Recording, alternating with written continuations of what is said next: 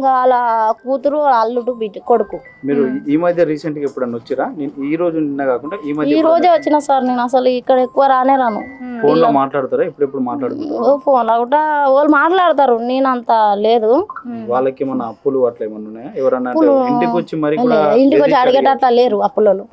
ఏదో ఉంటే ఒక 4-5 లక్షలు ఉంటే మరి ఏదో కట్టాక ఇంకా పిల్లోడు ఆటో తెచ్చుకున్నాడు. కుటుంబ విభేదాలు అంటే తండ్రి కొడుకులకు కానీ తల్లి మన భార్య భర్తలు కానీ పడకుంటే ఏమన్నా గొడవలు జరిగేదా?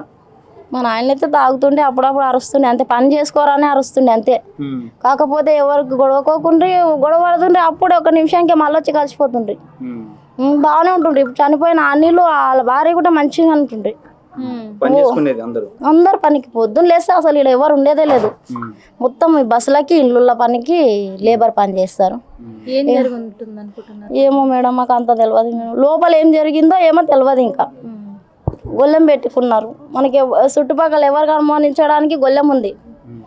ఏం చెప్పలేం. నోటికొచ్చింది మేడం, నోటికొచ్చింది చెప్పి అంటే వాళ్ళ పక్కన పొద్దున పోలీసులు వచ్చేసరికి కూడా వాళ్ళ పక్కన బాటిల్లో టాబ్లెట్స్ ఉన్నాయి, అవి కూడా తీసుకొని వెళ్ళారు అని స్థానికులు చెప్పారు. అవునా తెలియదు మేడం. నేను వచ్చేసరికి బయట పడ్డారు. అసలు వాళ్ళు గడప కూడా దాటనియట్లేదు పోలీసు వాళ్ళు. నేను వచ్చి చూస్తామన్నా అక్క వచ్చింది, బాబుని ఎత్తుకున్నది. అప్పటికే తిట్టేసి మీరు ఎందుకు ముట్టిండ్రు అని మా వాళ్ళని. అంటే పెద్ద ఆయనకు కానీ మీ పెద్దమ్మకు కానీ ఏదైనా షుగర్ కానీ బీపీ కానీ వాళ్ళకి అసలు ఏమీ ప్రాబ్లం లేదు. తిండి తప్ప మళ్ళీ ఏం ప్రాబ్లం అడ్డమైంది తింటుంటారు. ఆరోగ్యపరమైన సమస్యలు ఏం లేవు. అసలు ఏం లేదు. మా ఆయనకు కాలు ఓపుగాలు ఉంది. ఆయన కాలు కొంచెం బాగా కోసి ఇంట్లో వచ్చినాయి కాలు మీద. ఆ ప్రాబ్లం తప్ప వీళ్ళకి ఏం లేదు. ఇక ఏమంటే తాగుతుండే నాకుండే చెప్తే.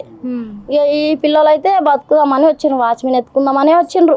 రాఖీ కడదాము. రెండో కూతురు వాళ్ళు రాఖీకి వచ్చి ఇక్కడనే అయినరు. ఇక్కడ రూమ్ ఎత్తుకుని చేసుకొని తిందాం ఇక్కడనే అని మాతోనే ఉండి. ఇక మా పిన్ని మా నాయన అంటే వాళ్ళ గొడవ మామూలుగా మేము పట్టించుకోవట్లేదు. కొట్టుకుంటుండ్రి. మళ్ళా రావే వెనక వాడికి వస్తున్నాం. మీరు వచ్చేసరికి ఎక్కడ పడుకోబెట్టారు? ఇక్కడనే పడేసిండ్రు.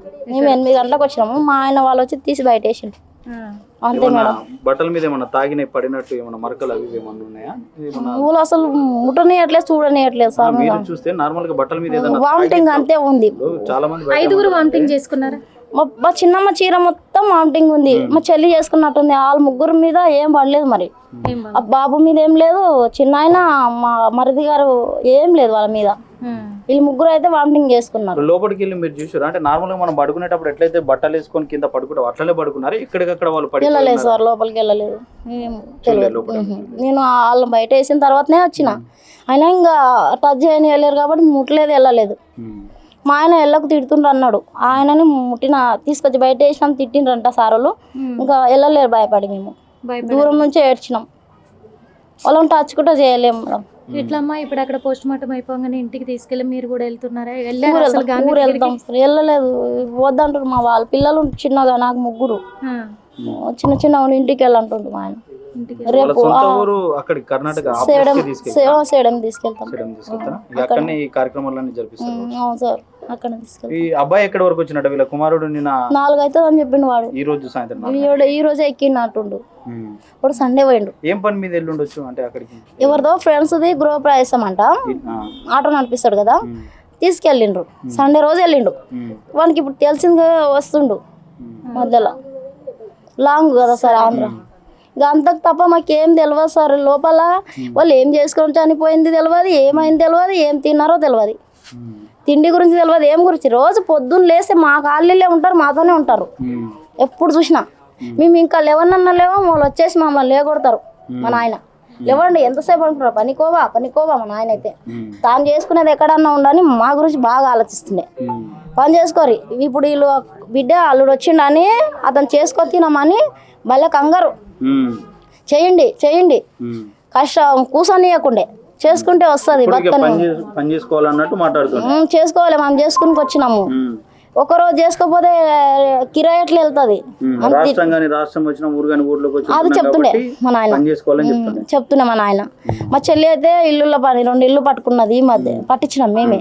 వాచ్మెన్ ఎత్తికితే ఈ నెలలో ఏడ దొరకలేదు సార్. రెంట్ ఇప్పించినాం. రెంట్కి ఇదే ఖాళీలో తీసుకున్నారు. రూమ్ చూడలేము మేము. నిన్న వాళ్ళు అక్కడ పోయి సామాన్ తీసుకొని వచ్చి వాళ్ళ రూమ్ లో పెట్టి ఇడికి వచ్చిండ్రు తినేసి.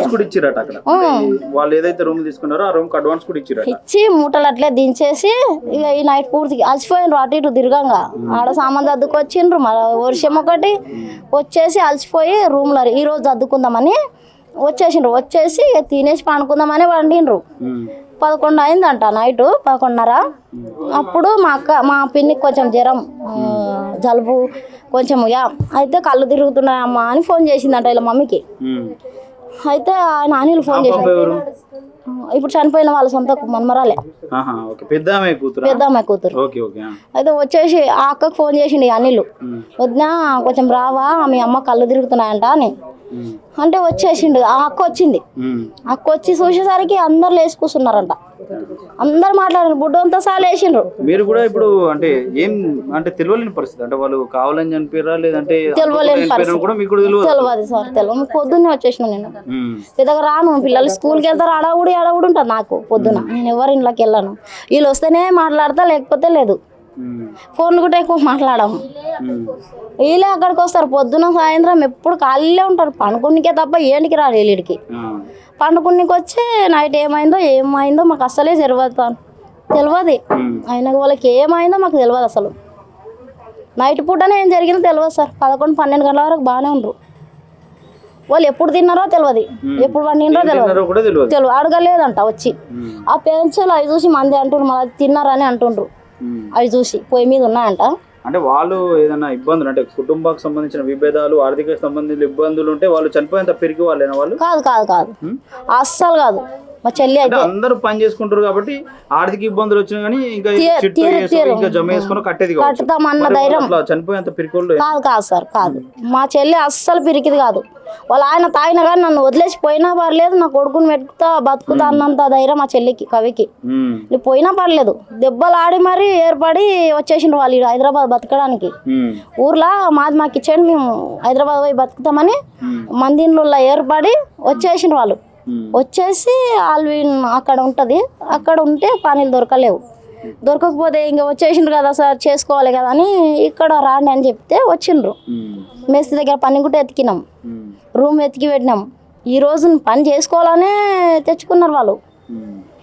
ఊర్లో ఉండ్రి, ఊళ్ళకి వెళ్ళే వచ్చేసి ఎవరు సంసారం ఏర్పడితే ఇంకా డబ్బులు చెప్పేదాకా మరి ఏం జరిగిందని తెలియదు. అంటే కావాలని వాళ్ళు విషయం తాగి అనిపోయారా లేదంటే ఏదైనా తింటే ఏమన్నా జరిగిందా అనేది? విషం తాగేటంత పిరికలు కాదు సార్.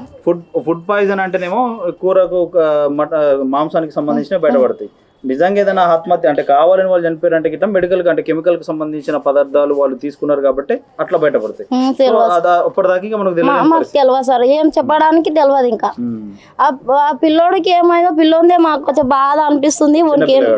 వానికి బాధ అనిపిస్తుంది. వీళ్ళంటే ఫుడ్ పాయిజన్ అయింది, వాడు పెరగడం తప్పేం తినడు.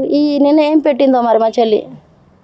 ఇంకా మాకు వాళ్ళకైతే 3 కిలోమీటర్లు సార్. మాకు వాళ్ళకి మేము దూరం కాబట్టి తెలియదు. ఈ నాయన అంత ధైర్యం ఇవ్వలేము. మా అమ్మని నన్ను మా 3 అక్క చెల్లెలను పెట్టుకుని పని చేసిన ఆయన అతన్ని బెదరకుండా. అట్లాంటి ఆయన చనిపోతాడంటే నమ్మలేము. ఏమైందో సార్, ఏమైందో కానీ కంప్లీట్గా కనిపించట్లేదు మనకు. అసలు ఏం తెలియట్లేదు కూడా. వాళ్ళకి ఏమైంది అనేది కూడా అర్థం దొరకకొచ్చింది. పండిన దగ్గర నాయన అనిల్ ఆ బాబు అయితే వామిటింగ్ లేదు అంటుంది మా అక్క. నేనైతే చూడలేను సార్. ఒక్కరు ఎవరన్నా అంటే మందు బయట నుంచి ఏమన్నా మందు తీసుకొచ్చి కలిపి అందరితో తినబెట్టి అట్లేమన్నా? లేదు సార్ ఎంత మంచోళ్ళు. ఆ అబ్బాయి కూడా ఎట్లా బాగా మాట్లాడుతున్నాయి అనిల్. మా మరిది గారు కూడా మంచోడే. మా చెల్లి అంత పిరికిది కాదు. మా నాయన నువ్వు సస్తే సాగు నేను చావన్నంత వాళ్ళు ఏమన్నా గొడవ పడను సార్. నలుగురికి తెలిసేటట్లా గొడవ పడతారు కానీ లోపల అస్సలు గొడవ పడరు. కొట్టుకుని నలుగురికి తెలిసేటట్లా ఖాళీ అంతా లొల్లి చేస్తారు కానీ లోపల అస్సలు ఉండరు. వాళ్ళు కూడా చిట్టుకి సంబంధించి 5,000 కూడా ఇచ్చారట. మళ్ళీ అట్లనే కొత్త రెంట్ కోసం అంటే ఇల్లు కొత్త చూసుకుని దానికి అడ్వాన్స్ 4,000 కూడా ఇచ్చారట. ఒకవేళ ప్లాన్ అయితే ఇట్లా మరి చేసుకుంటే ఈ ముందు డబ్బులు ఇచ్చేది అయితే లేదు అన్నట్టు బయట చెప్తా ఉన్నారు. లేదు సార్ అత్తమామ అన్న మీకు కూతురు చెడు వచ్చి మీకు సాయం చేయాలి కదా సార్. ఆ దానికి ఎట్లా గొడవ పడతాం? చిన్నదానికి గొడవ పడితే మా అమ్మ నాయన ఎట్లా అనుకుంటాం సార్?